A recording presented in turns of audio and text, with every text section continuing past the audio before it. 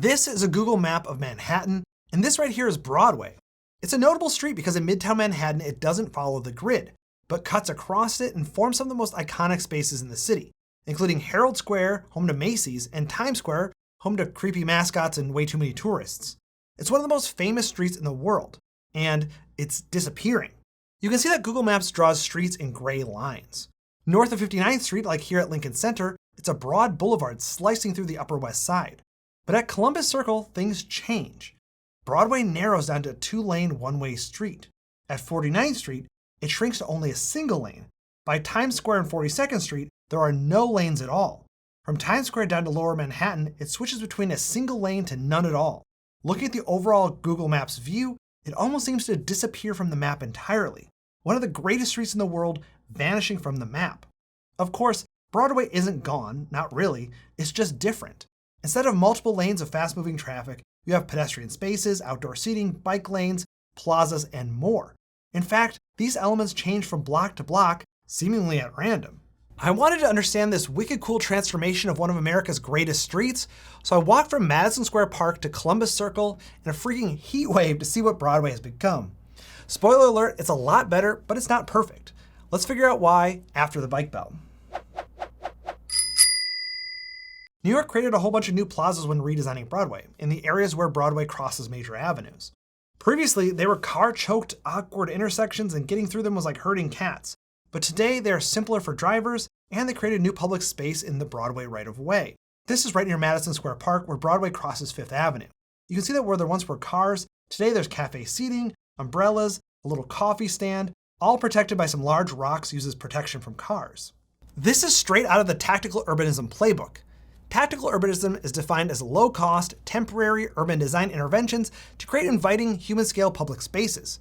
If the interventions are successful, they can be made permanent. If not, they can just be removed no problem. There are some elements of tactical urbanism that are pretty standard these days, a kit of parts that cities can deploy to create more pedestrian-friendly public spaces. These include obstacles like these boulders to separate cars from people. It can mean paint to liven up the ground surface and again indicate that this is a space for people and not cars. Movable furniture like cafe seating and food trucks can liven up a space and draw people in, particularly during lunch and office-heavy locations like Midtown Manhattan. Once proven successful, these temporary materials can be replaced with more permanent solutions. Paint can become pavers, boulders can become planters, and you can build in some nice benches too. Times Square is the first space along Broadway to be transformed in this way, and you can see that it has the nicest, most permanent materials. Now, there's still some cars in this area of Broadway, but only one lane with just a few parking spaces. It feels like an afterthought, especially when compared to the traffic of Fifth Avenue. Once you start heading north, car lanes disappear entirely, and you're left with a street that's mostly seating and a bike lane. Honestly, I remember back in grad school like 15 years ago, I dreamed of streets where the main lanes would be bike lanes with no cars, and this is basically it. It's crazy to me that this is not on some random slow street, but instead on Broadway. I'd like to put this transformation in context, so let's take a brief history moment to talk about how Broadway got to this point in time. Broadway, more than any other street in New York, is a reflection of the city's history, as it has constantly changed to meet the needs of each era. The street started as a trail up the island of Manhattan created by the Wesquesquik people who lived there before Europeans built a settlement there. It was a useful north-south route, and the Dutch settlers used it and widened it, making it one of the most important roads from essentially the founding of the colony. The Dutch called it their High Street or Highway, and when the English took over the colony, they called it Broadway, because, well, it was really broad. As the city grew and started moving up Manhattan, a regular grid pattern was laid over the island, but the existing streets were allowed to remain irregular. Broadway was the only major thoroughfare north of the existing city, and it was allowed to remain in defiance of the regular grid. As I said, its intersections with major north-south avenues created unique spaces that became important landmarks in the growing city, like Times Square. The rapid adoption of the automobile in the early years of the 20th century changed cities forever, and they also changed Broadway. The part of Broadway from Times Square to 72nd Street was called Automobile Row, filled with car showrooms, making it a major center for the newly sprouted car industry in the United States. It makes sense, a big wide street in the middle of the biggest city in the US, of course it would be a place for cars, right? We haven't called Broadway Automobile Row for decades now, and it's better known for a metonym for the theater industry clustered along it, particularly in the Times Square area. But it was still a busy, noisy street filled with cars for a long time. The gradual process of pedestrianization, to me, is symbolic of progress in our cities. If Broadway, a street named for how wide it is, and used to be called Automobile Row, can now effectively be evicting all cars from its busiest, most culturally significant stretch, then some real change must be happening out there. It gives me some hope. The city is pedestrianizing Broadway according to its Broadway vision plan announced in 2021. It's an extension of the initial efforts during the Bloomberg administration to pedestrianize Times Square, which turned out to be a success. It proved that removing traffic on a busy street could be viable when all the conventional wisdom at the time was saying that pedestrian malls were a guaranteed flop, destined to ruin businesses along it. Times Square today seems to be doing just fine. And the rest of Broadway seems to be doing pretty well, at least based on my visit. Please don't judge Broadway entirely based on my footage though. I know it looks like there aren't that many people around. This was during the East Coast heat wave in June, and I took my walk at like 7:30 in the morning to avoid the worst of the heat. Some like it hot, but not this wimpy Californian. Now the tactical urbanism continues as you walk north toward Herald Square, home to Macy's and the Thanksgiving Day Parade. There are cars allowed for the next few blocks. I'm not sure if that was because there were a couple of high-rent hotels along this stretch, and it's nice for them to have taxi access.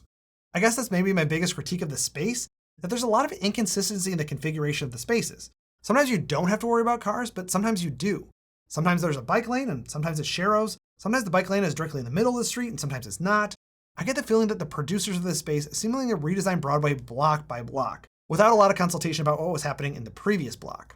That actually brings up kind of an interesting planning philosophy conundrum. You have this world-famous street. Do you treat it as a single unified entity or as many separate streets as it cuts through neighborhoods? The unified entity model is also basically the Paris Boulevard model. When Haussmann cut those boulevards through the city, he had the authority to make the street completely uniform, going so far as to even tear down the buildings along the street and impose strict design standards on the new buildings, creating a uniform experience. The boulevards became a distinct place, separate from the character of the neighborhoods around them. Or is it better for Broadway to morph and change configuration based on neighborhood needs and wants? This ultimately makes Broadway a local street more than one for moving through or serving tourists. That's clearly what New York chose. I mean, the Haussmann model only really works when you have a dictator supporting your efforts and you're cool with displacing like a ton of people and making them look as haggard as the cast of Les Mis. You can see here that the city worked closely with neighborhood groups like the Times Square Alliance, Garment District Alliance, 34th Street Partnership, Flatiron Nomad Partnership, and the Union Square Partnership to develop plans for their sections of Broadway. You see the neighborhood signage and branding along the way as well. I think that's actually kind of a cool feature for tourists walking along Broadway who might not realize what neighborhood they're in, or might not know that there's even a garment district at all, for example. This neighborhood model is how New York does a lot of its public plaza projects outside of the Broadway corridor as well. They require nonprofit or community partners to actually operate and maintain the public spaces. I think it's kind of interesting that the biggest gap in the neighborhood organizations on this map corresponds to the section of the corridor that looked most like a normal street, as I guess there wasn't a neighborhood organization there willing to monitor any new cafes and food trucks. As you move past Herald Square in the Garment District, you pretty quickly get swept up in the hustle and bustle of Times Square. I actually found myself wishing that Times Square wasn't on the Broadway corridor at all, which is kind of ironic given that it was the first part of Broadway pedestrianized and kind of provided the template for everything else afterwards. But when I lived in New York, me and seemingly all other locals avoided Times Square like the plague. It was just like, mamma mia, too many tourists, too loud and crazy. The pedestrianization gave the tourists more room, which is great, but it's still too much and too crazy to navigate through easily, even if you ain't misbehaving. It also breaks up the continuous bike lanes along Broadway. I totally understand that, as adding bikes to this mess would be terrible, but how great would it be to bike continuously on a wide, traffic-calm street through Manhattan? I actually didn't realize that the bike lane didn't continue through Times Square when I attempted to rent a city bike and bike along the corridor. I got diverted. I swear I was halfway to Chicago before I got turned back around. Oops. Let's go back to our final segment here, north of Times Square to Columbus Circle. In this area, we're back to the inconsistent block-by-block design. They've painted one street block blue, then you get more car traffic with a cycle track and some wider pedestrian spaces. After walking 36 blocks of Broadway in the heat, I can say that the Broadway vision plan is transformative, bringing much-needed public space to the people of Midtown Manhattan. It's infinitely better than the car traffic and Automobile Row. I appreciate the democratic approach to planning block by block, though I would have preferred some more consistency in bike and pedestrian zone configurations, and maybe some consistency in materials.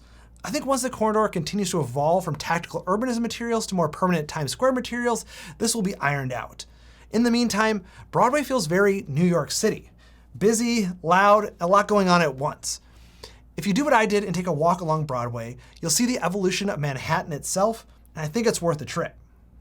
One thing that made this Broadway transformation so successful was the congestion pricing program that began on January 2025. It It reduced the number of private vehicles below 61st Street, which led to less congestion, fewer crashes, and a better environment for pedestrians. City planners know this because they have access to robust data, often at the level of each intersection. One amazing product that allows planners to do this kind of analysis is TomTom Move.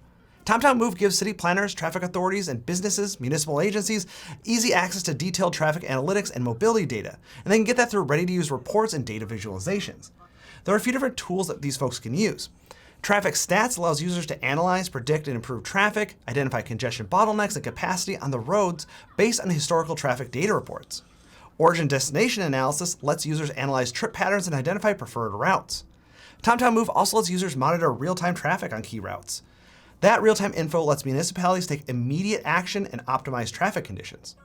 Users can also get data at the level of the intersection through the Junction Analytics tool. It allows users to monitor turn ratios, current delay, and other valuable traffic information based on real-time traffic data. An added bonus is that planners can export this data in a variety of formats, including shapefile, JSON, and Excel on demand, ensuring compatibility with existing systems. I personally found the tool super easy to use. It was easy to just dive in and start getting interesting and actionable information right away. If you're a planner who needs access to comprehensive travel data in an easy-to-use set of tools, you'll want to try TomTom Move. If you click on the link on screen or in the description, you can register and get a free 30-day trial to see if it meets your needs. It's so easy to use, you won't even need more than 1 day, but they give you 30. So go try TomTom Move today.